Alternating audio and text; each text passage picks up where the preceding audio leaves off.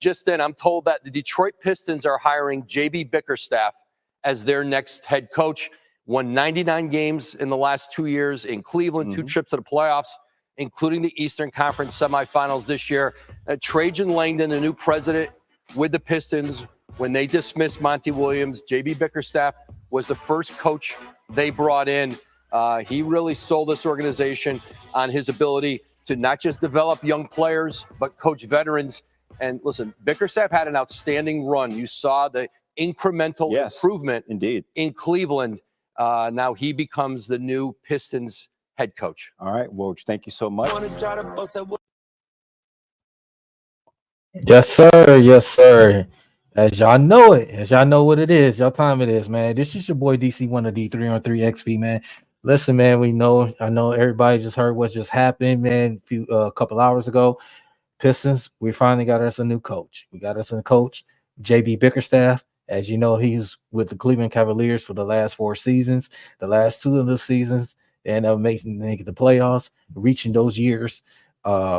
To the year before, got knocked out in the first round by the New York Knicks as they was a 4th seed, and then last year again they was a 4th seed. End up reaching to the second round of the playoffs, in which is unfortunately they got knocked out by the eventually defended champion Boston Celtics, and JB Bickerstaff was relieved from his duties. But yeah, JB Bickerstaff is our new head coach of the Detroit Pistons, man. I think it is, as you just heard, this was Trajan Langdon. This is one of those guys he was looking for his potential head coaching search. So JB Bickerstaff, I know it's probably, not a surprise to a lot of people. It's probably a surprise to some people, but, JB Bickerstaff deserves another shot at head coaching. It's just an unfortunate situation what happened in Cleveland due to a lot of this wasn't not his fault. But it was just a situation that, hey, they decided they wanted to move on from, but he did a hell of a job, hell of a job with that organization with Cleveland. And you've seen the progression he has done when he was in Cleveland. So now he's going to be coming here as a new head coach for the Detroit Pistons. He's going to help this team to be successful, be better. You saw what happened in Cleveland. So now JB Bickerstaff, like I say, welcome aboard. We're glad to, I'm excited, to have you as a coach, and you deserve another opportunity. I think JB Bickerstaff is going to get the best out of this young core. Just like you said, we'll bring some veterans in. We see what's going to happen in this free agency at 6 o'clock when it starts. So we'll see what Trajan Langdon does. We'll see, what moves they're gonna bring, any trades, any free agencies, what players that's gonna fit with this Pistons team, and fit what's best for Bickerstaff and his coaching staff, and for Trajan Langdon and this Pistons organization. So like I said, I'm happy about this move. I even know my preference. I wanted Sam Cassell to be here as a new coach for the Detroit Pistons. That was just my personal preference, but I don't mind JB Bickerstaff. Actually, I like it. I think JB Bickerstaff is going to come in. He's going to do a good job. Can't get no worse. Can't get no worse than 14 to 68. Can't get no worse than that.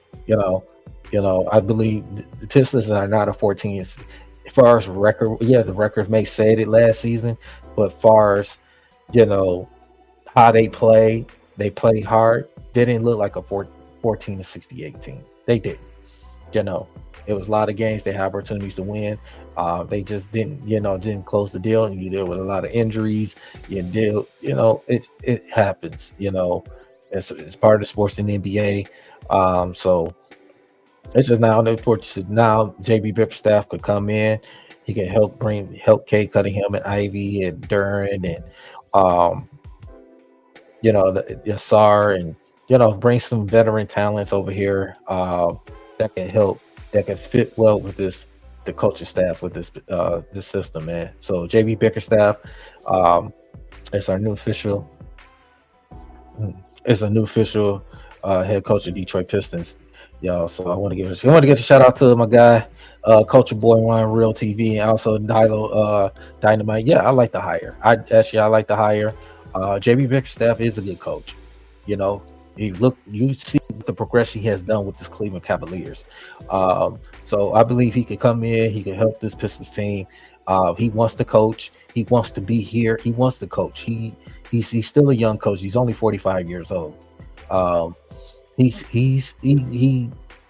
did what he did a good job with that Cleveland team. You could say when he got Donovan Mitchell, you got Darius Garland and all those guys, but he did a good job with them. And Cleveland was one of the best defensive teams in the NBA. That was one of the best defensive teams. People keep forgetting about that. They was in the top 10. So, but like I said, JB Bickerstaff, I believe he's going to come in. He's going to get the best out of these young core. I think Trajan Lane, that was a good hire. I don't have an issue with it. I don't have an issue with it at all. I believe JB Bickerstaff deserves another opportunity. It was just an unfortunate situation that happened in Cleveland that, he had his key guys, Donovan Mitchell and Darius Garland, those guys was hurt in the play, especially they played Boston. Even though I didn't think they was going to be Boston anyway, it could have been it would have been more competitive series. You got to think about it too, that people, that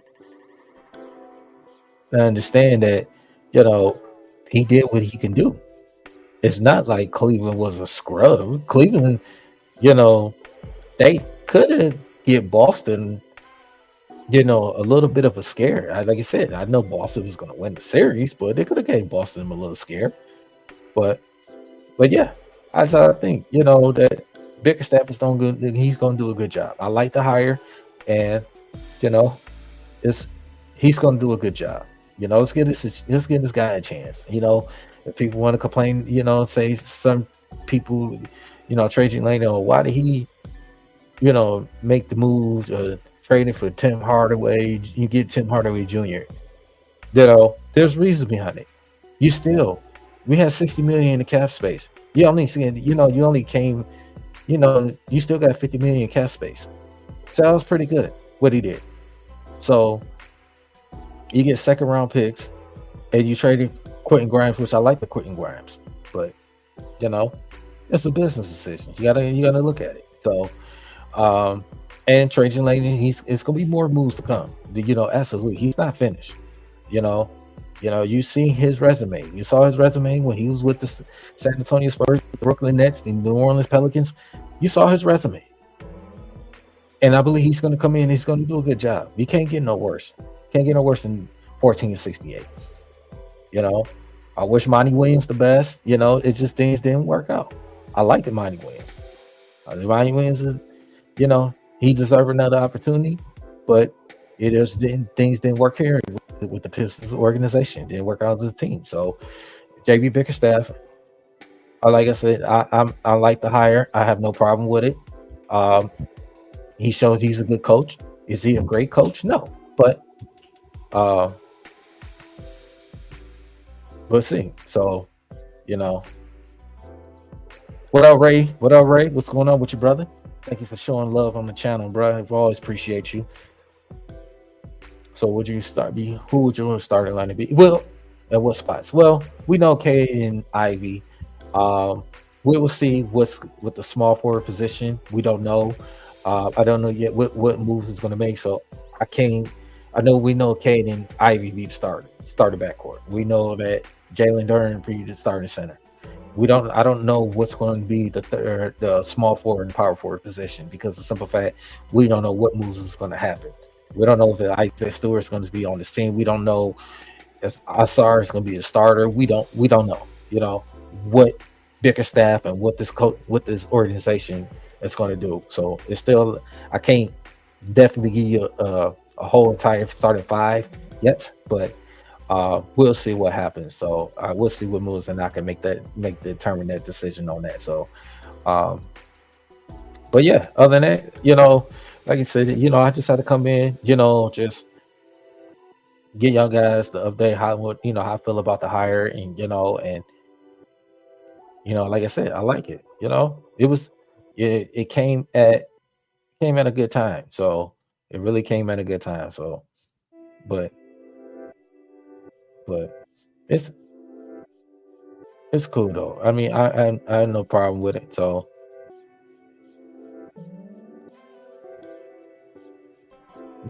I like JB as our hire in our team. Absolutely. I like it. I like it hired as our team. So Culture Boy, yes.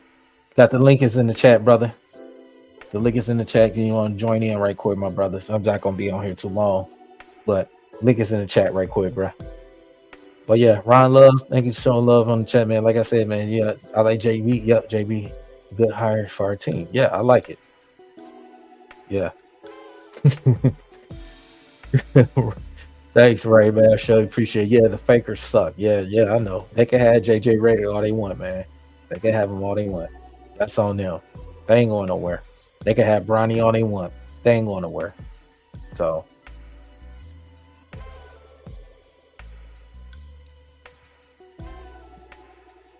yes, sir, YouTube. Yes, sir, YouTube. Archangel, what's up, though? This is my guy, Archangel. He always showing love in the chat, man. Very appreciate you, man.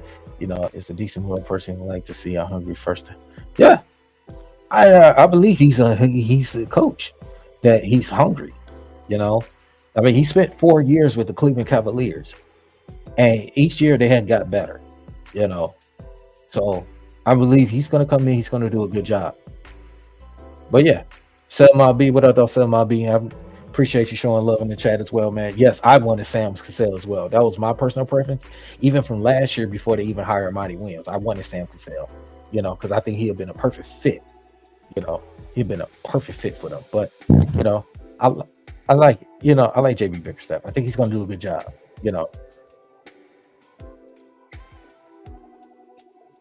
All right, what up, though, boy? How you doing? What's good, my guy? Been blessed, man. How you been doing? Good, man. Good, man. Culture Boy, what up, though, bro? He? Y'all froze. Can you hear me? Yeah. You gotta hear you, bro. What up, though, bro? Oh, you get out. Let's see. Get it back in real quick. Yeah, yo. What's good, bro? We good now? Oh, yeah, we good. We're good. I got a question, man, for you real quick, because the hiring, you know, it just came through. It's hot off the presses, so I really haven't had a chance to process the whole thing.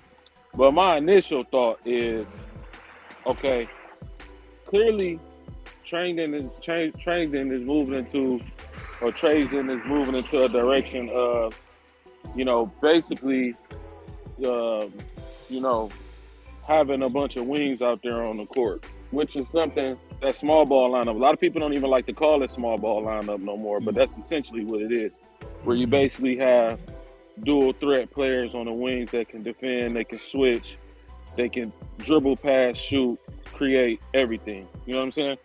So seeing that we going in that direction, my issue or Stevens in Cleveland, I look at Okoro, I look at Mobley's brother, all guys that are 6'5" to 6'8", they can do anything. None of those guys develop in Cleveland.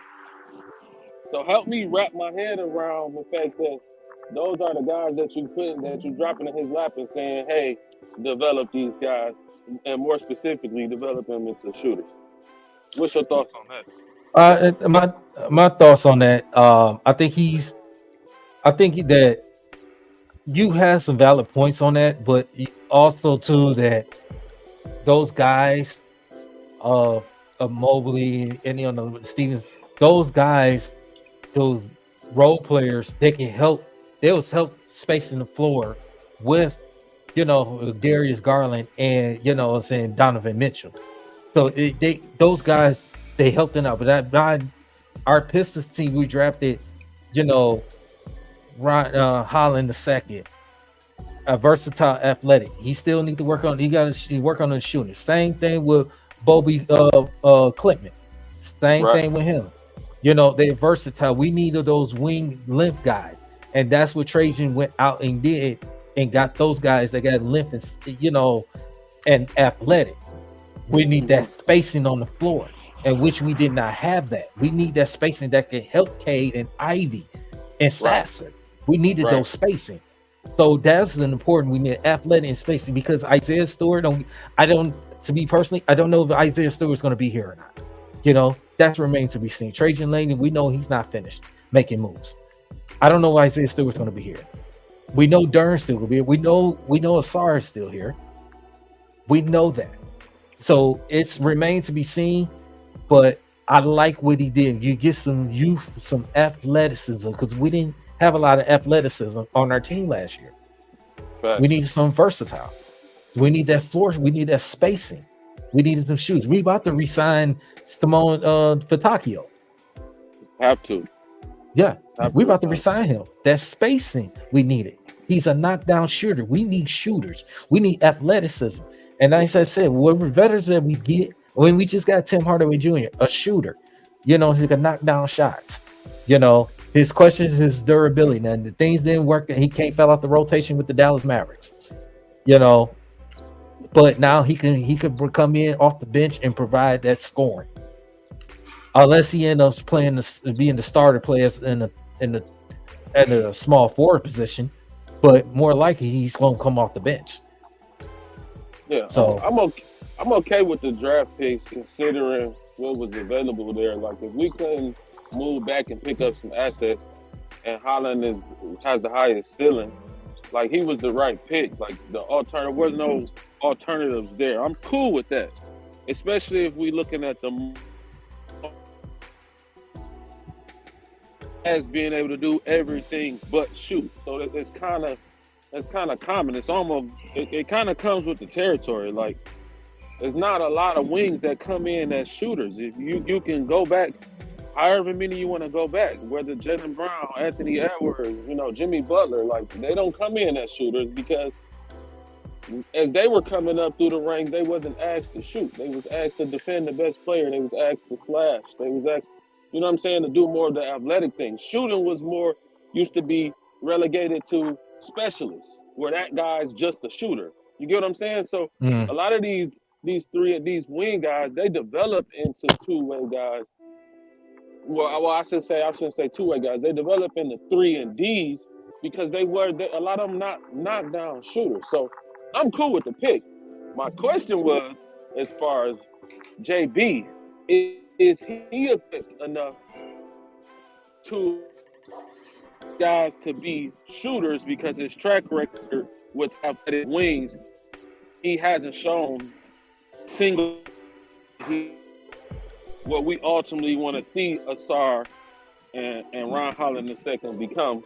He hasn't shown that in the past. I think that's more so what I was getting at. What's that word? I'm gonna answer that for a second, but I'm gonna let Art. Did you end up hearing the question when he was asking about JB? What's your thoughts about that? I mean, I think some of that is contingent upon what JB Bickerstaff had to work with in terms of coaching staff in Cleveland as well.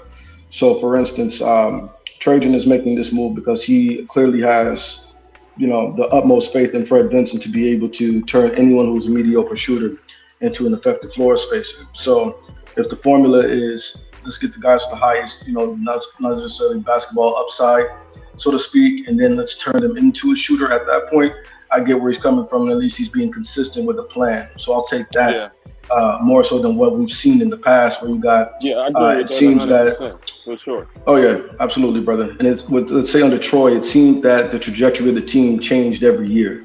Or Troy would just make a move for the sake of making a move. And then we see that oftentimes, say things like corporate America, where you have to have a guy who's in an executive position pretty much just doing, idle work to justify the fact that he still has a job and he's not actually progressing.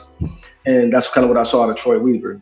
Trajan came in with a plan. Whether we agree with the plan or not, that's neither here nor there. We're not in that position.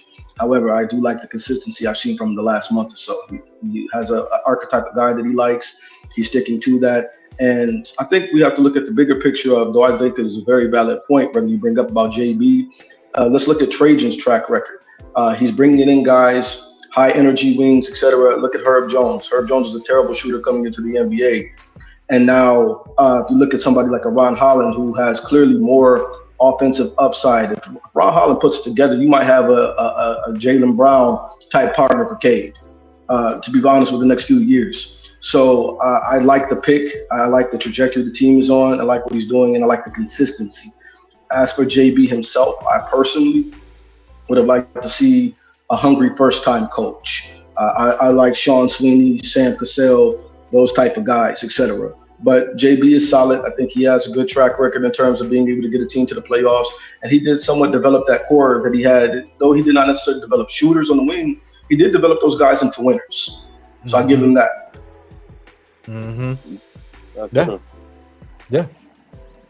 So I it's a good hire, you know. And JB, he has a good track record. Like I said, the 4 years he spent with Cleveland, each year they got better.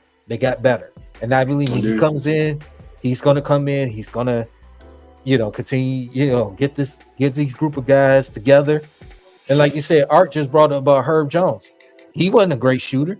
He couldn't shoot, but Vincent was their shooting coach over there, and it got better. And I believe by we having Vincent over as one of our assistants as shooting coach, he's going to help those guys knock down, be able to shoot the basketball, knock down shots, get that floor spacing, help this young core, even wherever the veterans that we bring in, that fit this squad.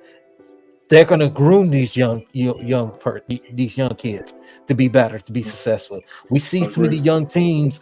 Look at Orlando Magic. We see how they came out of nowhere. They was in the bottom of this last season before they turned around. They ended up becoming the 5th seed in the playoffs.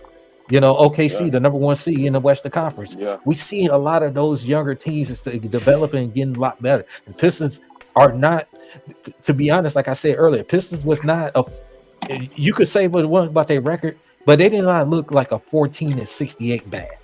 Okay, there was a lot of games they had opportunities to win the game. They played hard. They just could not. They could not, finish the course. So that's these guys. This Pistons team they're hungry. Like I said, it just now we'll see what Trajan, what he gonna do when he make what moves, what veterans he's gonna bring in. Because we see now he wanted the versatile guys, the long, lengthy, versatile guys on this team. We just got 2 guys in the draft, Holland and Clinton. So, quite honestly speaking, that's why I believe Trajan is perfect for the job that we have that needs to be done, brother. Because if we look at it, New Orleans is a similar situation to Detroit, man. It's not an attractive free agent destination. And then the truth comes out with Trajan revealing that we even had agents claiming that they didn't even want their players to work out for us. So we were talking about getting guys like Dalton Connect, other gentlemen like that, man. And it turns out their agents didn't want them in Detroit. So if that's the case, if you have people avoiding Detroit like wildfire, you have to build the archetype of guys that you want.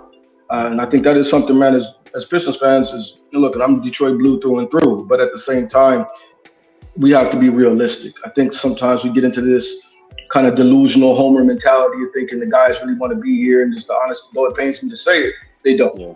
And so when we get these guys, we have to build these guys. Same way as Trajan built those kind of guys that he wanted in New Orleans and develop them, man. We have to start from the ground up. You have to keep it real, but this is not back in the early 90s where people want to come and play with Zeke and Joe and all that, man. We don't have that. And so we have to create a culture and create a pedigree again that people want to be a part of. So I like the way what he's doing. I like the way the trajectory is going, bro. I like Ron Holland. I think the young man was very well spoken. That's what I'm very impressed about. Very professional, and we also see the impact of having a strong father figure with him because his dad's been with him, hand in hand. So I like the young man. Looks like he's got good character. I think Trajan is showing really. To me, he's hit the ground running, man. I give the guy an A+ for the first month of employment, man. Even look at the trade with Quentin Grimes. He turned an often injured guy that, let's be honest, we weren't going to pay anyways. We weren't going to pay Quentin Grimes regardless. That was a Troy Weaver trade. We weren't going to pay that dude, man. We already got a guy in B. Stu that we're paying $15 million a year, and it looks like he should be coming off the bench. So we weren't going to pay Quentin Grimes. We turned him into a player that our best player wants to play with, and 3 good second-round picks. I think that needs to be very specific as well. Those are 3 good second-round picks that we got from Dallas, man. So, I like what he's doing so far. Big Willie Styles, man, how you feeling about this Bickerstaff, our new head coach with Detroit Pistons, man. Give me your thoughts. Well, first off, what's up, fellas? How you doing, brother? I was driving. I had to take my daughter to work. I see you guys popped in, man, so I had to come in for a hot second. Of course, we're gonna have to discuss a little bit further tonight. You know, we're gonna have a show tonight. Sports Network to get a little more details into it. I'm still piecing it together as far as like what my thoughts is. As far as like Bickerstaff goes, look at his track record. He has a good track record, and looking at what he's done over at Cleveland was around the same time that we was going through the same process with us here at Detroit with Wayne Casey. So they was on the same trajectory, and we see where they're at. They jumped ahead of us a couple years, basically, when we was at the same, basically around the same rebuilding process. Because, you know, of course, he took over for John Beeline over there in Cleveland, because John Beeline, he didn't finish out the season coming out of Michigan. And what he was able to do, honestly, I wasn't foreseeing him being fired, which to me really wasn't his fault. You know, with Mitchell going down and Jared Allen going down, they wasn't going to be able to get past, you know, Indiana and them in the playoffs. So that's what really cost him a job. So he seems to be a qualified coach. But for me, what I'm getting this sense of, I would say, deja vu, new GM, get a head coach who got fired from his previous team after having success with the previous team. Draft a player with athleticism, skill, but can't shoot right now in the lottery. It's kind of giving that familiar feel right now. I feel you. So I have in some ways, I have to say that point, but to me, it could be a different situation just for the simple fact the guy that we're drafting, we're not putting him in a position to where, you know, he needs to be successful or needs to be put into like a starting lineup right away. So that's one major difference from the previous regime. But to me, right now, it's looking like what we did before. So I'm cautious. I get where you're coming from, usually being cautious with it, but I think that what Art was saying earlier, like what Trajan has done this past month and a half, he has done a great job. He's certainly making little moves already, and you turn around, you bring, because he had JB Bickerstaff as one of his top guys with coaching searches anyway. So he believed that that JB Bickerstaff could come in and help develop this young core, which brings to a couple of veterans. Like he did the 4 years in Cleveland. You know, last 2 years he was, you know, they made the playoffs. So he did a good job on that. You muted. You muted. Muted, bro.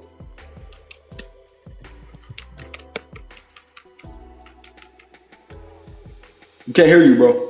You muted. No, I'm sorry. I had a phone call. I meant to. Oh no, you good. That was good. actually Big A calling me. So we was talking about it before I got on here. He might pop up in a second. Okay. Yeah, but it's I just think that, you know, it's not a bad hire at all. To me, you know, like I said, it wasn't everybody's number one choice. You know, I'm quite sure it wasn't a lot of people's everybody's choice of JB Bickerstaff. You know, he's probably one of the top 5 choices, you know, but as you see, I like the hire, you know, and he's going to do a good job. You know, he actually wants to coach. I think he actually wants to coach. Monty Williams, we all know he didn't really want to hit a lick. He just grab and go. He's just like a monopoly. He just like, I'm robbing your bank and I'm gone. See ya. I don't blame him either. I don't blame him either, brother. He said he didn't want to be here with Tom Gore still in the bag. Shit, I'd have done the same thing. And still got to pay him for the next 5 years. So, you could tell, like I said, throughout the season, you could tell that it was at a point in time where you pinpointed that he wasn't all the way there. And like you said, you seen his energy. It wasn't like someone that's wanting to coach. being down there at LCA, you seen the, what happens like during the timeouts. Like a lot of times you don't go to commercial. Mm-hmm. When you're down there, you're seeing exactly, how he interacts, and like he didn't have that I need to fire up the squad moments out there. No. It was just more of I'm just coasting through. So you could tell he wasn't all the way there. So I'm hoping, like I said, this is a chance for Bickerstaff, because for Bickerstaff, like I said, he was building something over there. Because honestly, he kind of got thrown into the situation at Cleveland, and he was building from there. So I'm not mad at the hire. I just wasn't expecting him to be available, and then I didn't think, I thought all the teams may have wanted, jump on him, quickly as possible as well. So it's still up in the air for me. Like I said, I'm still processing it. So I'm gonna have to do my due diligence, and then tonight we definitely jump more into it, get some more details, and we'll talk about it more on my end. So I still haven't, sat still long enough to be able to, give my full, input and intake on not just the hire, but the draft, and what we've been doing with free agency. We got that all wrapped up. Free agency opens up this evening as well. So we need to see, might be some shakeups coming up in a couple hours. We never know. We gonna be live tonight to figure it out. Jill, you got some thoughts? Yeah, I find it quite peculiar that that when we have top 5 picks, it's in the weakest drafts in draft history. When we looking for the coaches, it's the most shallowest pool we ever saw. And when it's time to spend some money and get somebody to bag, we got the worst options at free agency. It's just like, we might as well just ball this season up and throw it away and come back next year. That's the Detroit versus everybody, brother. Yeah, exactly. I think in order for us to make the best out of this time, we have to focus on player development. And I think speaking about player development, in order for us to figure out our future, I think the new regime has to evaluate the talent that's on the roster right now.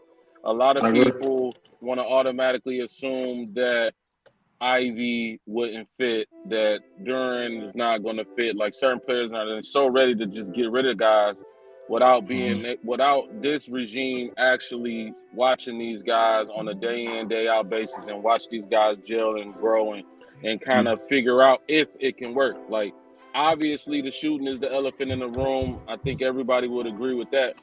Yeah. But you still have to put these guys on the floor together and see how they gel, see what type of chemistry they can come up with before we start shipping guys out and stuff. I think the writing is already kind of on the wall for Ivy just because of the archetype that Trajan goes after. Ivy doesn't really fit that mold. And so I think it's tough for him. I think he's starting out behind the 8 ball again. 2 years in a row, which is crazy. Well, really 3 years in a row, because his rookie season, he was supposed to be complimented by a first overall pick, and he wasn't there. His second season, he has to ride the bench for a Frenchman that can't even play for his own national team. And now he gets a new coach who doesn't even like his archetype. So it's like, he been, and then what's that, 3 coaches in 3 seasons? Yeah. So it's like the kid hasn't even been given a fair shot to be a real NBA player. So I think this new regime owes it to him and just owes it to themselves to evaluate this roster before we start shipping guys out. And especially the Duran talk, like the Duran talk, gets rid of Duran talk baffles me. Like, Duran was injured all season, man. I feel you. Yeah, he was injured all season. He still made the best of it. We still saw flashes. We still saw. I saw great things out of him. You could see the future of Duran. And then I think the craziest part about it is everybody's so quick to want to ship him out, but it's like, name me 3 guys under 25 name me 3 bigs under like 25 that you would take over Jalen Duran. Right. Man, they're not even under 25, under 21.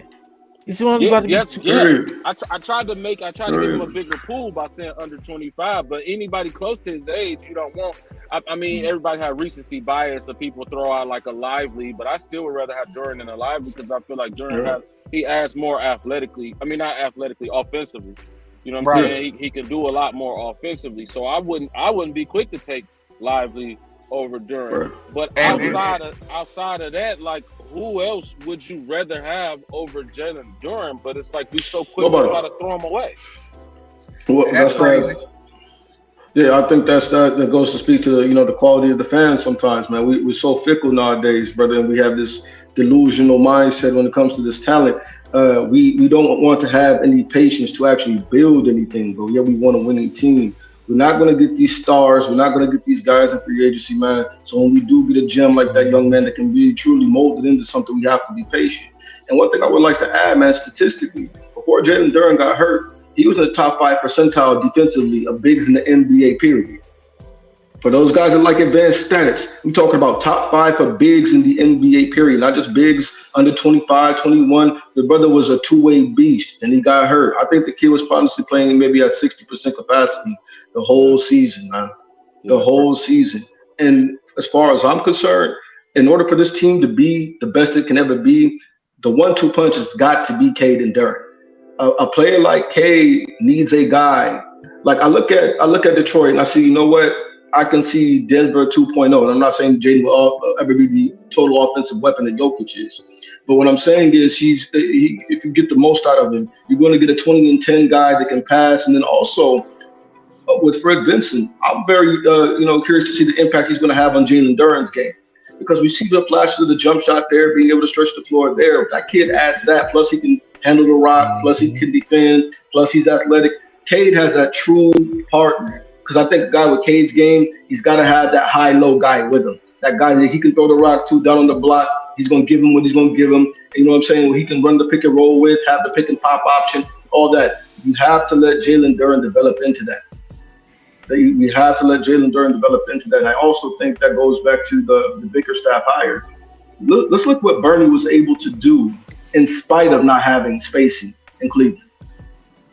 In spite of not having spacing in Cleveland, he got that team to honestly a contender in the East, man. You're starting Jared Allen and Evan Mobley, neither of which can shoot. And he's doing that because you have a GM that is convinced that could work. I remember a few articles a couple years ago, and Bickerstaff was alluding to the fact that wasn't necessarily his choice. He's just working with what he has. Because realistically, you pick Jared Allen or Evan Mobley, put him at the 5, and you put a shooter next to that in the modern NBA. Bernie Bickerstaff or JB Bickerstaff was not given that option. And so even in spite of the Isaac Okoro, you overpay Max Strus, who was not a starting guard on any team, yet he somehow made him look decent. I like JB as a coach for this team, man. I think it's a similar archetype to what he had in Cleveland, and he didn't have many pure shooters on that roster, yet he was able to get the most out of them. And that's even before Donovan Mitchell came. The team looked competitive, looked decent. So I like it. Yeah, we definitely gonna have to see how he gonna fit these pieces together. Like you guys said, why get rid of Duran when you need a guy like Duran? Yeah. You know what I'm saying? That doesn't make sense. It's a matter of fact of putting the pieces together. I kind of feel that direction that we need to go, and I've been saying it even last season, is that if we're going to keep Stu's going to have to come off the bench. In order for that Cade to Duran's situation to happen, we're going to need spacing. That pick and roll game between the two can go crazy, but to be able to space it out and have guys moving around, having moving pieces, I think, Stewart would need to come off the bench, which is not a bad thing. Like I said, coming off the bench, Stu is that utility guy, in my opinion. Right. He can work the stars. Love these Stu. He could be off the bench, and he's still going to have the same impact. Mm-hmm. So it's not his role as being a starter is not needed if, like I said, the development of Duran comes into fruition. So I do want to see what he does with young pieces. And like I said, but I hope JB do what Monty didn't do, and that's give Ivy the opportunity. I believe he will. I believe he's going to get Ivy the opportunity because, JB, he's seen, that he's seen the Pistons play. You know, we played them 4 times. You played them 4 times a year. You know, in the same division, same conference. He's seen Ivy. Now you able to come in. You about to coach this guy. I think he's gonna get the best out of him. I think what Monty was Monty was trying to. He did it the way that was kind of, you know. I think he could have did better or develop him more. I think he could have did better. I understand you're trying to show them tough love, but it's a certain way how you do it. And I think with Bickerstaff, it's going to get Ivy to get the best out of Ivy. Just like, look at Garland. Garland, he got the best out of Garland. You know, they shifted away Colin Sexton because they believed in Darius Garland. He got the best out of Darius Garland. I believe he's going to do the same thing with Ivy. He's going to get the best out of Ivy's. He's going to have to continue. You got to prove on his shooting. He's going to continue to, you know, his ball handling, because he still turned the ball over too many times. Right. You know, same with UK. They got to work on their ball and, you know, take care of the basketball. That's another thing you got to look at it too. We got our ball handlers take care of the basketball. You know, work on that, continue working that shooting, and we're gonna be fine. And I said, I love you brought up the point, Art, about Jalen Duren, and he's developed that jump shot. It's second. It's going to do anything with him. If you like it can be unstoppable. Yeah, he is stopping. He's already strong enough to get to the basket. He's already strong enough. He's going to get to free. Now he's still going to work on his free throws. You know, still work on his free throws to be better. But I was like, continue to work on. Jalen Duren shot 80% post All-Star break from the free throw line. He finished at 71% from the. So the jump shot is there. He just needs to get a chance to develop that. Yeah, develop that. You're right. But just get him to you know what I'm saying, to continue to get that develop, continue to work on, you know. Now, far as because I was listening when you was talking about Ivy, you had some very valid points, a lot of that, but I think that JB, I believe he's gonna get him, you know, Ivy the opportunity. You know what I'm saying? To show. Yep. And you know, if he doesn't do it this year, then you know, he's going to ride the bench, or they might end up trading him in the mid-season. Man, I think that's a good point, man. Go ahead, OG. I think that is a great point, but I think eventually, I hate to say this because I rock with Ivy. I like the skill set. I see the trajectory, and not only that, the person. Like a lot of times, man, we watch highlight tapes, or we just watch ESPN, or we just watch regular stuff. We don't look at the person. Sometimes you got certain guys that want to be great, and he's one of those guys. He put the work in. He has strong faith, which means he's mentally in the right space. His mental is perfect for him to become who he wants to become. But this is my thing, though. I can't help but think that he is possibly going to be added to the long list of former Pistons that went off to be great. I just can't help but get that feeling that he's going to be added to the list. Now I want to drop this one thing on you boys before I get out of here, because this kind of been on me for a long time. How often did we see like Cade like break down in fourth quarters, where he's just been too much weight on the shoulder throughout the game? His shooting efficiency is down in the fourth quarter. He's forcing a lot of shots. He's not finishing at the rim.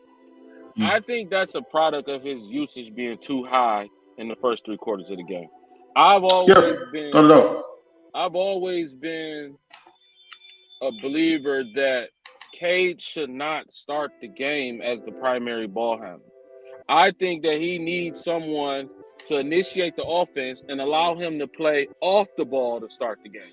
Because I don't agree with that. No. Let me tell you why, though. When he starts with the ball, the defense is allowed to put too much attention on him, and we don't have any spacing to relieve that pressure. But if I hear you, OG. Go ahead. No, I don't want to interrupt you. I'm sorry, brother.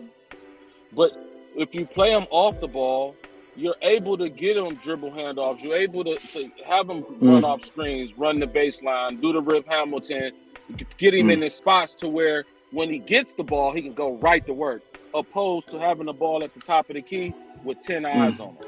I feel like that's a lot of pressure for a guy to start the game, especially if you want me to finish the game too. Right.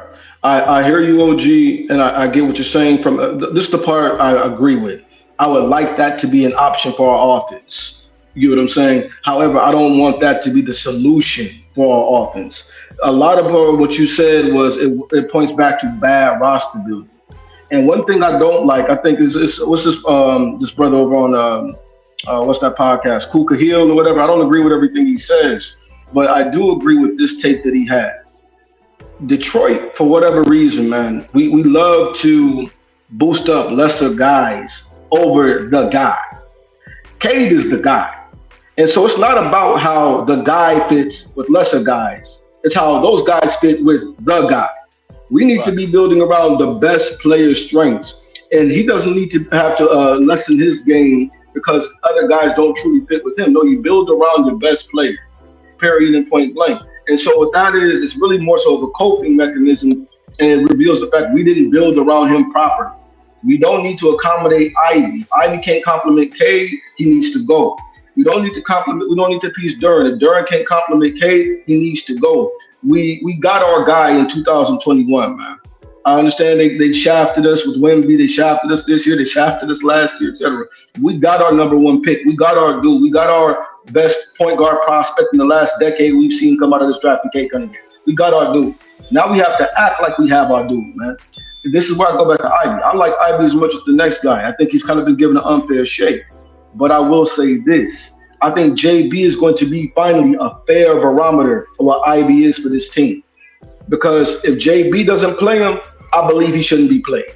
With Monty, Monty gets these little, there's no bias there. Exactly. Monty gets these little tizzies with these players, and he gets in these little, moods, man. And he just, I think Monty, he tends to hold grudges. You get what I'm saying? He gets a mindset about a guy. He forms a narrative about a guy in his mind. And it's like that guy can never get out of his doghouse, no matter how well they play. That's what I noticed about Monty. But with JB's going to come in, man, especially being the guy that was recently unfairly let go. He's going to come in trying to do the best he can to put the best product on the floor. If Ivy's minutes are, let's say declining under JB, I believe there's a legitimate issue there. Now, personally, the shooting is not the biggest issue I have with Ivy. It's the defense. Ivy might have been the worst perimeter defender in the league last year, man.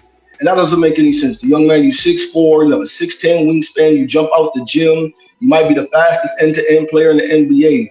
For him to be that bad defensively, it's not like with Jalen Duren where, the young man had 3 severe ankle sprains and still played. I give him his credit for that. To me, that's your dog. But with Ivy, brother, he was healthy all year and can't defend anything.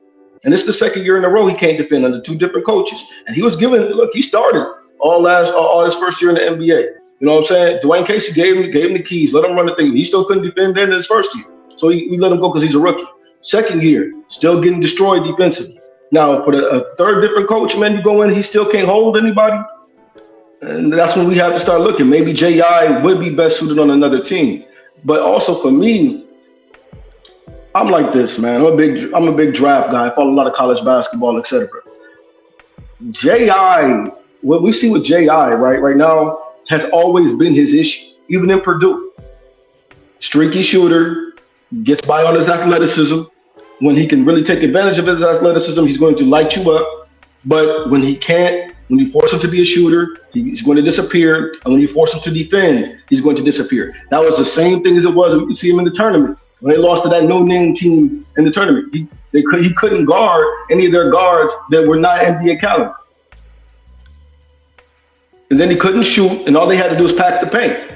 So we're seeing the same thing in the NBA continue. So I want to see him get a fair chance. I agree with you. He has not really been given that. But to me, I'm seeing some of the same stuff.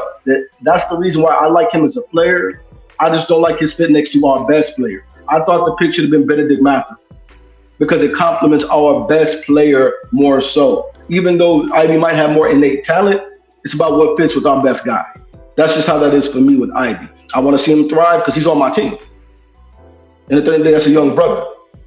But do I think he's a great natural fit with our best player? No. And if he's not, I'm not accommodating the lesser guy. I'm looking for the proper fit with the guy. I feel what you're saying. I agree with you on a lot of points. Real quick, I think I wasn't trying to big Ivy. I was more so trying to support Cade in the sense that you don't want to overuse him. especially by I agree, bro. By him being a bigger guard, like those guys tend to break down when you overwork them. Like LeBron always needed a secondary ball handler that can initiate the offense and allow him to be LeBron when it was time to be LeBron. It's the same thing. If you look at Luka, we got the best version of Luka when you gave him a guard that alleviate the pressure to initiate the offense. So it wasn't so much as trying to big Ivy up. It was more so someone else needs to initiate offense sometime and allow K to not have the entire defense focus on him and allow him to be allow him to be able to get into his spots and able to get right to work. You get what I'm saying? I agree with that. I want that to be an option.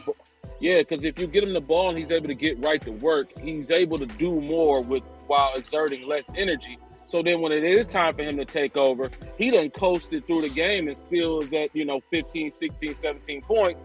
And now it's trying to take over in the crunch time in the third quarter, fourth quarter, last 5 minutes, and he still going to get his numbers and it's still going to be effective. And not only that, now the rest of the team has already got going. Now it's hard to stop the team and the go-to guy all at the same time, the more so. But go ahead, cuz I appreciate those points though, bro, for sure. Oh, yeah, I agree with what you're saying. Yeah, for sure. And that was both of y'all have great valid points on it. But like I said with Ivy, I think that this is the time for him to now develop his skills. To if you want to play alongside with K Cunningham, you got to develop that, like you said, not just jump shooting. Your ball handling. You want to take, like you said with Zell. You talk about you got to take pressure off of K. K cannot be ball dominant, and all you got the defense. They're gonna key in on K whether he taps the basket or wherever he starts shooting, because they know now. Okay, all the other 4 players is not gonna get involved. Everybody's the defense gonna focus on K. So now, which Ivy, this is important for Ivy. I need him to be the guy that can take the pressure off K. To be to handle the ball in situations, to be able to let K do his thing, to cut to the basket, get easier, you get to the free throw line, to get open shots, get open threes, open jump shots, to take the pressure off of him. You've seen that with Luka and Kyrie. See how Luka is able to got better. He's able to get going. You know what I'm saying? And if he didn't get going, it's Kyrie getting going.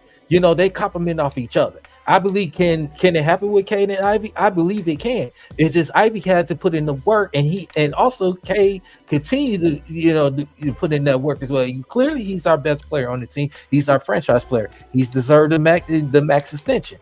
Which he's going to get. It's just when in time when. It's just now I need Ivy.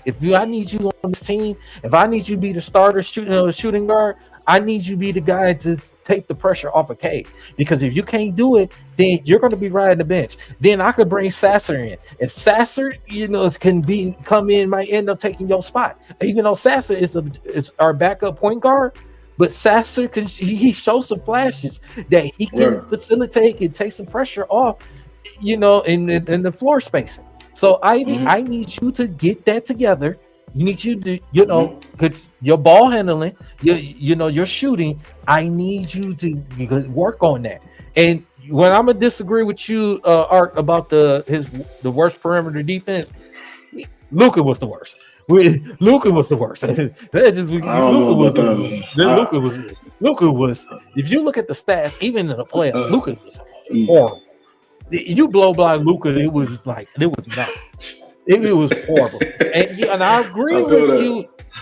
I agree with you for his perimeter defense. It wasn't good, but that's effort.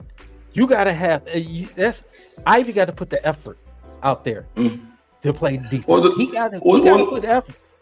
I feel where you're coming from, DC, but that's one thing I don't agree with. I think Ivy does try. I've never questioned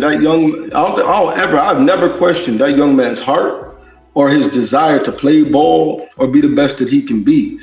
It does come down to, I think there's a narrative going on in the league that, in the fans of the league, that, defense is just about effort. And though it has a large part to play in it, I also believe that some of these young men are really just devoid of defensive fundamentals. Ivy looked like a young man out there that was trying. I think he has. The young man got some. I like the young man, like OG is saying, bro. I like his mentality. He's a killer, a nice young man to talk to, young man of faith. So hey, I rock with Ak. But at the same time, when he's on that court, he's a killer. I love that. But that young man's defensive fundamentals seriously lack. He's like a young man that was seriously trying. So for instance, bro, outside of my day job, I'm a professional kickboxer, right? So I get a young boy coming in the gym, man. He hit the bag, rah. Look, he really trying to hit that bag, but he doesn't realize the punches he's throwing, the combos, that doesn't work. You know what I'm saying? Yeah. So Ivy look like a young man. You know what I mean? He's trying out there. He's really trying to lock his man down. He takes pride in it, but he does not have defensive fundamentals that are developed enough, because to be very honest, he's never had to do that at any level. High school, college, he didn't have to do it, and now he's being asked to do it as a starting two guard.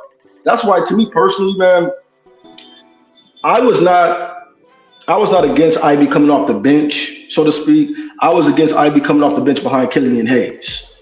You know what I'm saying? Let's say the Quentin Grimes thing worked out, and the young man turned out to, he could actually complement Cade better, right?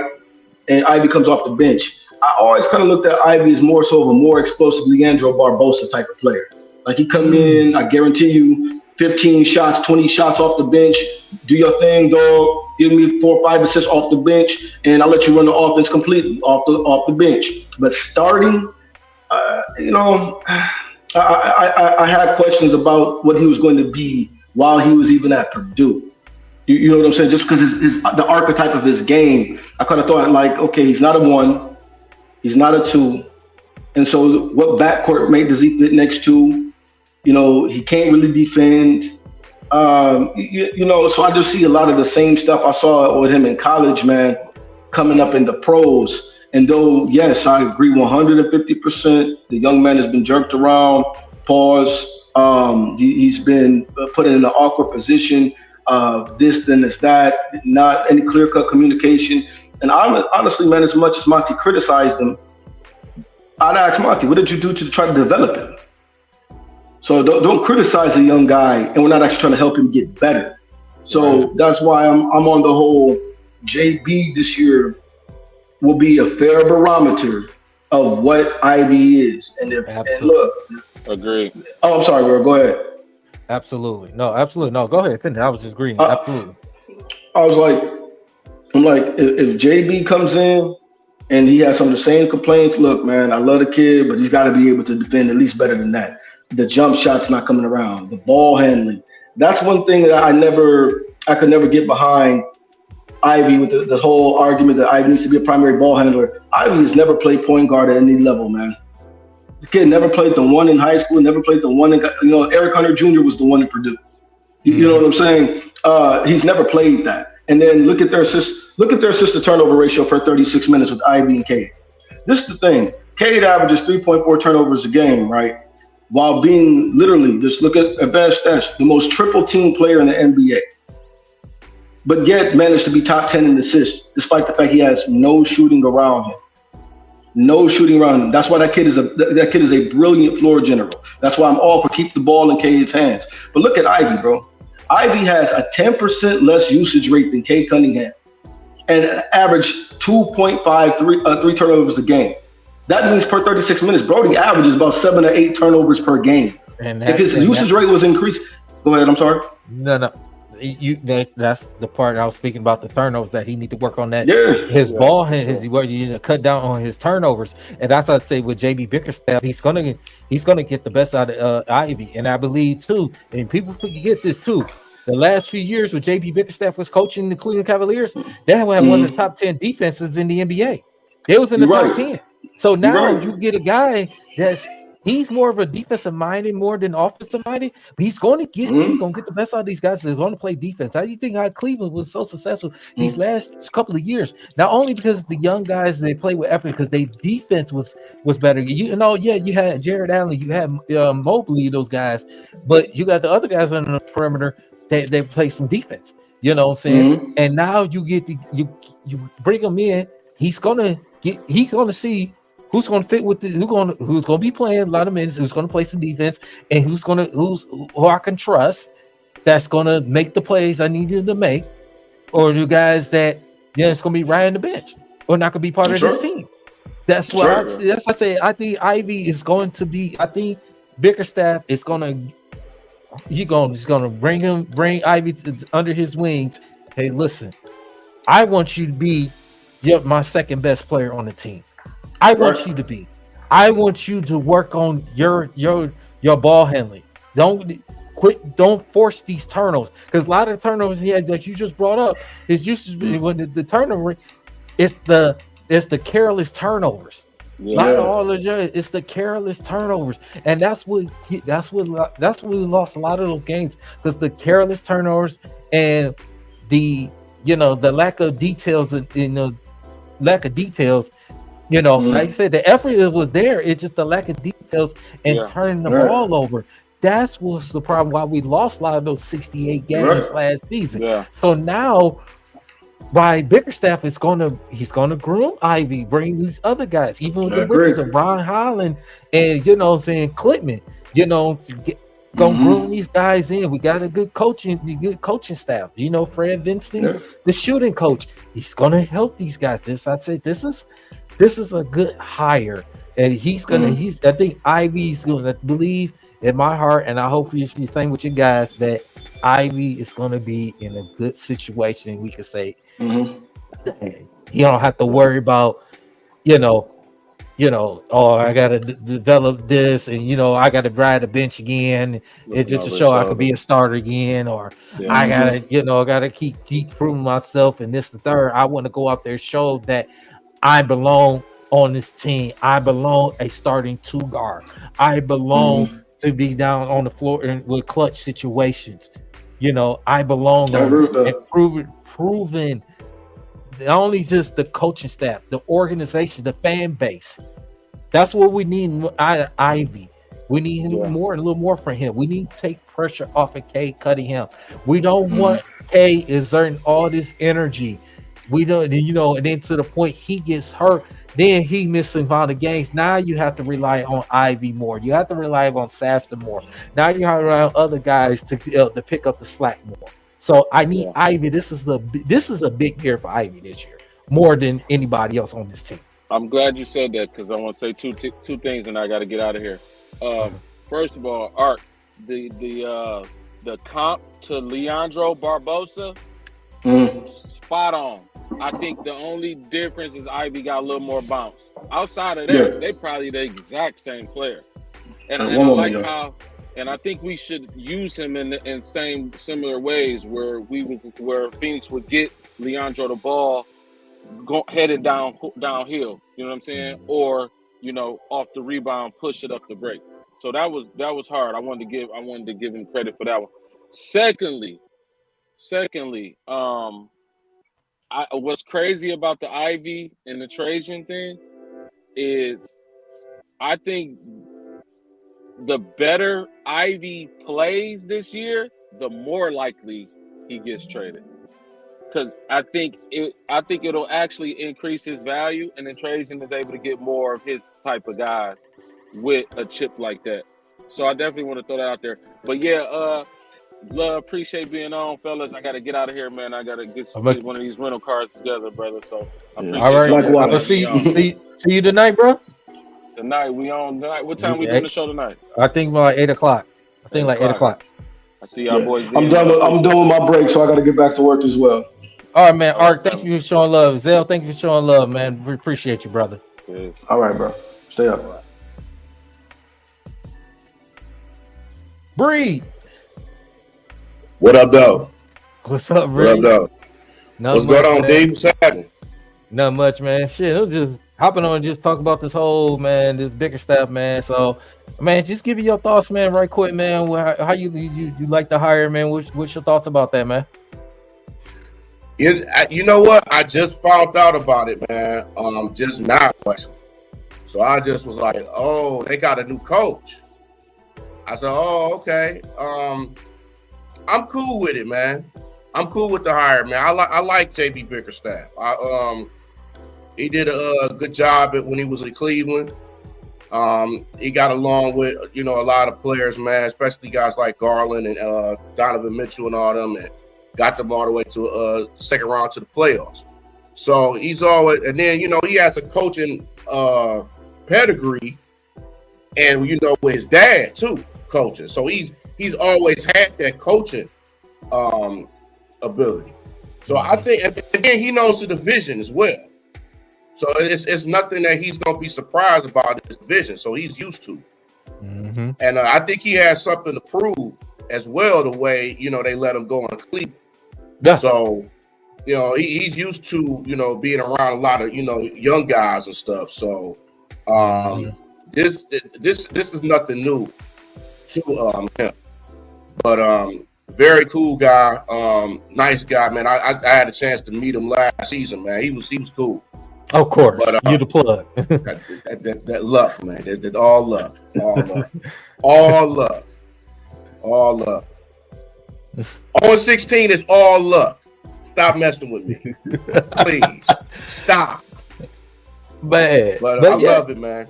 Like I said, man, I like it. You know what I'm saying? It wasn't my number one choice. I wanted Sam Cassell, but I don't have a problem with this, because of the fact what he did to Cleveland for the 4 years he was there with Cleveland. I know he took place at John Beeline, but the last few years with a couple years he has Cleveland.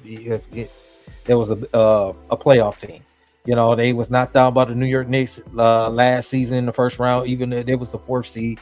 Then there was the 4th seed again this past season, and they ended up getting to the second round of the playoffs. They went 7 games against Orlando, but they end up, they won because of Orlando's inexperience. That's what it came down to. And then now you play against Boston, you lost game 1, then you won game 2. And then Donovan Mitchell didn't get hurt, didn't play the rest of the series. And I think if Donovan Mitchell would have played and, a couple of the guys would have played, I think it would have been a still more competitive series, even though I think Boston would have won it.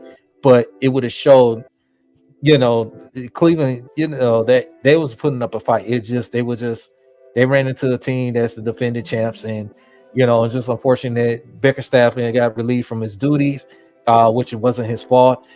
It's just like, a guy, Art Angel, he was just on here right before he joined in. Shout out to Art. Yeah. So Art brought up a point that Bickerstaff was not given the enough product, enough to, to be able to keep his job, and because it's not his fault that Donovan Mitchell got hurt. It was not his fault that Jared Allen got hurt, and those guys. It was not his fault. He gave the best out, effort out of those guys, and they played hard for JB Bickerstaff. So it was just an unfortunate situation, and it was so ironic that I'm glad I thought about this with this hire before I even jumped on.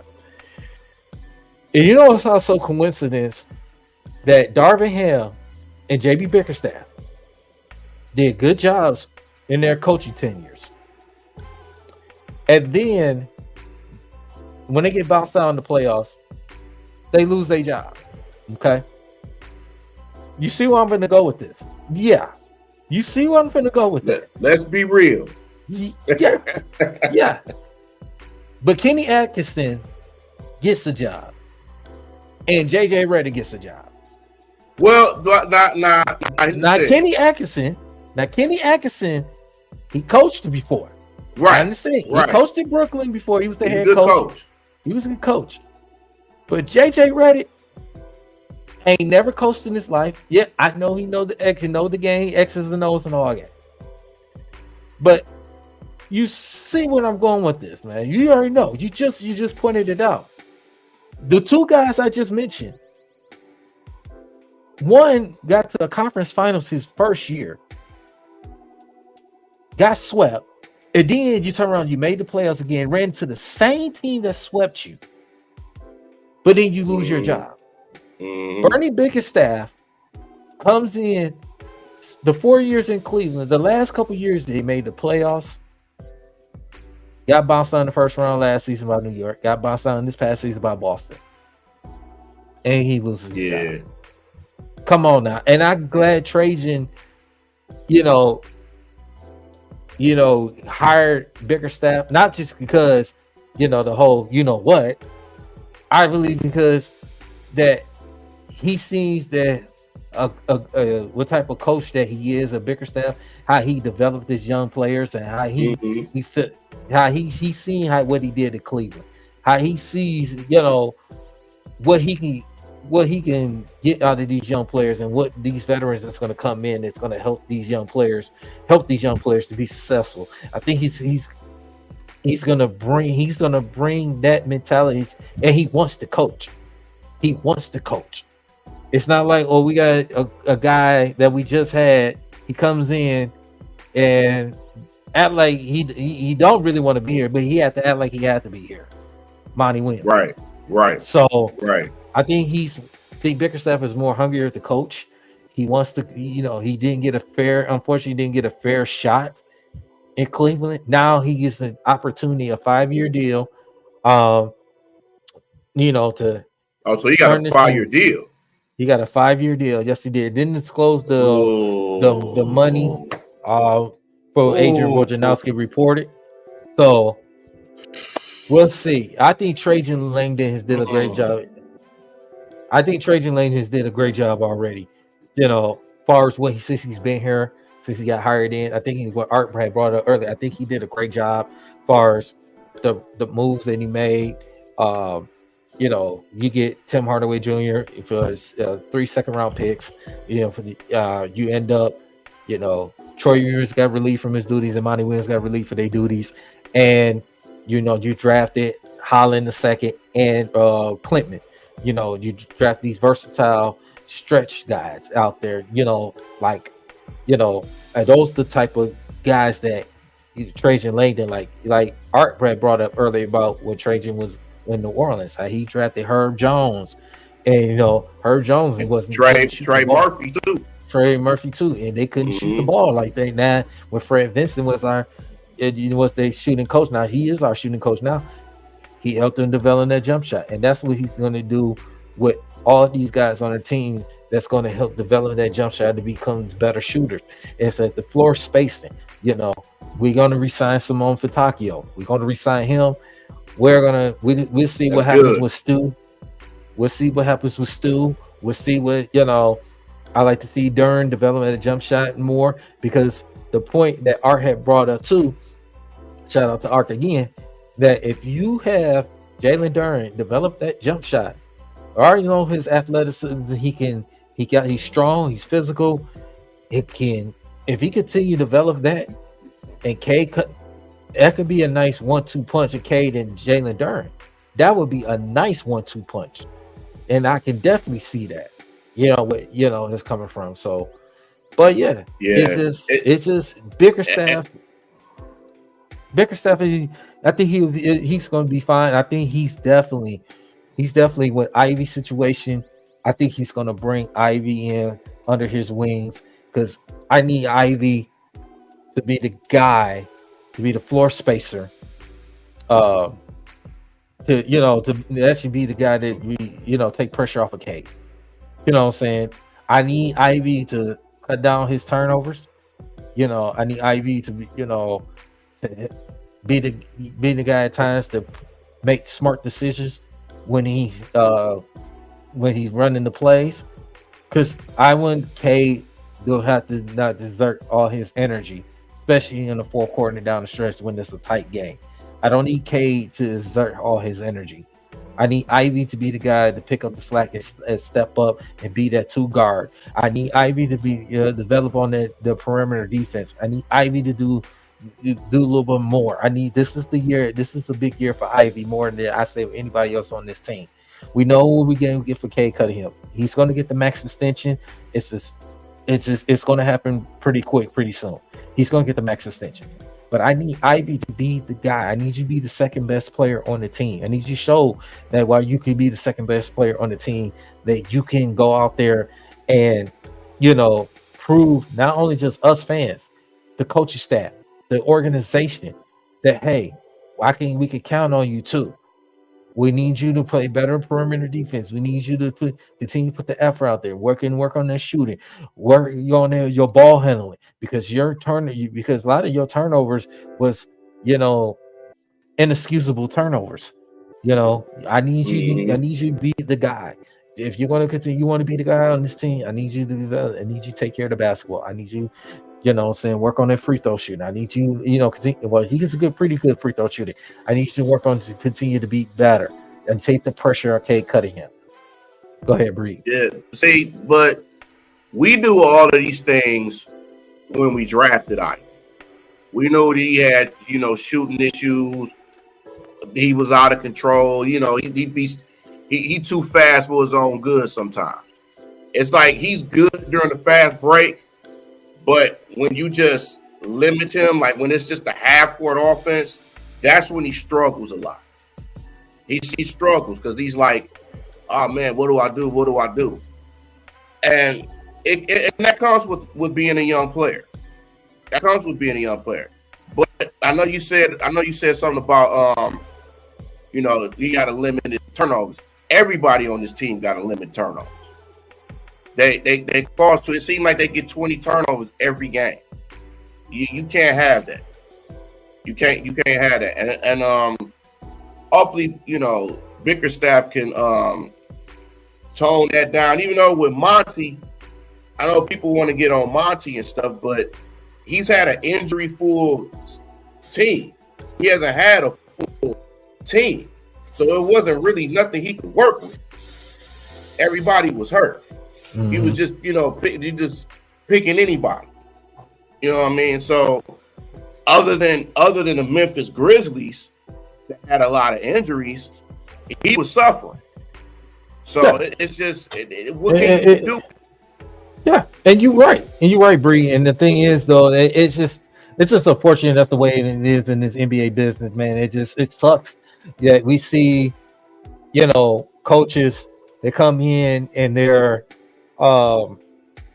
they supposed to get the opportunity to develop their style, their play with these players, develop these players, and then something doesn't go right, they're they out of a job. We see Frank Vogel 1 year in Phoenix, they got swept in the playoffs.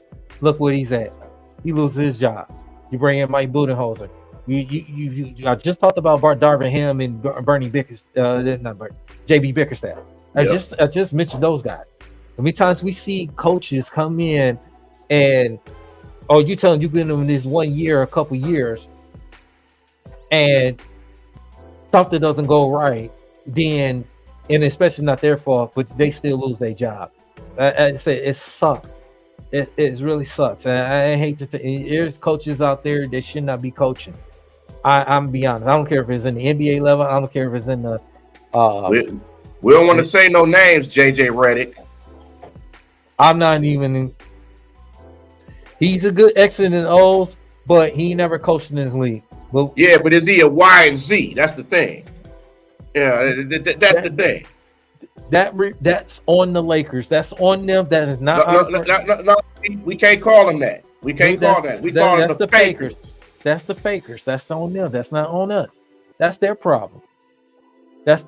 So, yeah, man. So I just definitely want to just jump on here, man, right quick, man, because the boy about to go ahead and about to eat and stuff, man, and chill for a little minute. Then we'll get back on tonight, man, and like I said, because you got free agency coming up, and we definitely got to talk about it. I know Noma's J probably somewhere eating his cheeses in Modelo somewhere.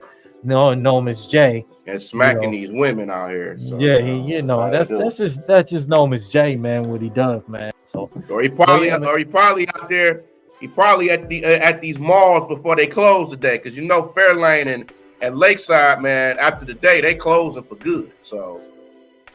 Y'all better go out there and get them sales. Get them sales. But yeah, man, I would like to say, man, I want to thank everybody that came through on the show, man. Right quick, man. Listen, just had to come here talking about JB Bickerstaff as our new coach of Detroit Pistons. I want to give a shout out to my guy Bree, man, in the building. You know what I'm saying? 0-16 on show love, Dilo Dynamite. Art came through. Big A, Big Willie Styles came through. Culture Boy 1, Mo Beasy in the chat. I still want hey, Culture. I still want my dunks. Yep. I still want to know how many dunks y'all got. Exactly. Dolo Dynamite, Detroit versus everybody, 313 Dreams, Ron Love, 7 Mile B, you know, and like I said, you know, all the people that came through, show love, man. Very appreciate it. Ray Moore, show love, very appreciate it, man. So that's it. Bree, we'll definitely be back on later on tonight, man. We got to talk about these free agencies, gonna break it down, you know, because like I said, Trajan Langdon's, you know, he got more moves coming. He got more moves coming. It's gonna be some moves around the other NBA. We'll see what my guy Paul George, where he's Paul George, stay with the Clippers, please, Paul George. I'm begging you, Paul George. He going to the Knicks. He going to the Knicks. No, because then your guy, Paul A. Smith. Oh, he's gonna have a heart attack. No. He's gonna have a heart attack. We don't need that to happen. So, but yeah, man, I appreciate everybody coming, you know, showing love, man, on the channel, man. Appreciate it. Make sure y'all hit that like and subscribe to our channel and the bottom of our ticker right there, man. You know, so we definitely will be back later on tonight. So very appreciate y'all guys, man, showing love, and you know, and make sure spread the word out. You know, saying for our channel D313XP, and also shout out to our guys on Dynasty Sports Network and the Culture Detroit, man. Definitely appreciate y'all, man. You know, no, he's not going to Philly, man. Stop it! Don't do that, Owen. Don't do that, Owen. He's not going to Philly. You going to Philly? I'm gonna be upset. They shouldn't do that to Tyrese Maxey, man. No, don't do that. They shouldn't do that. Don't do that.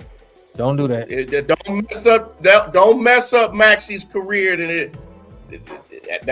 You think it's gonna be worse when Harden, or as me and Paul would call him, hardhead. Yeah.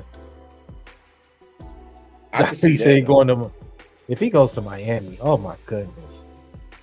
Listen, I don't even want to think about it right now. Paul George, please stay in the Clipper land. Please, I think Jimmy Butler declined his option with them, so it's Jimmy Butler might want to leave Miami though, but I don't know. Free agency starts at 6 o'clock. Free agency starts at 6 o'clock tonight, man. Make sure get y'all, if y'all not at home, make sure y'all keep y'all notifications going on your Twitter and Facebook and all that. There's gonna be a lot going on tonight. Definitely 6 p.m. That's where free agency really begins. So we definitely keep an eye on it. So I appreciate y'all, man, fellas, coming through, man. In the chat, appreciate you, Bree. We're gonna be back on tonight, man. Appreciate it. We hopefully wake Nolan's J up, man, so he can get up, stop eating those goddamn 4 boxes of Cheez-Its and shit. Yeah, man. But yeah, I appreciate y'all, man. D313XP, we out of here. Catch y'all later on tonight, man. Peace.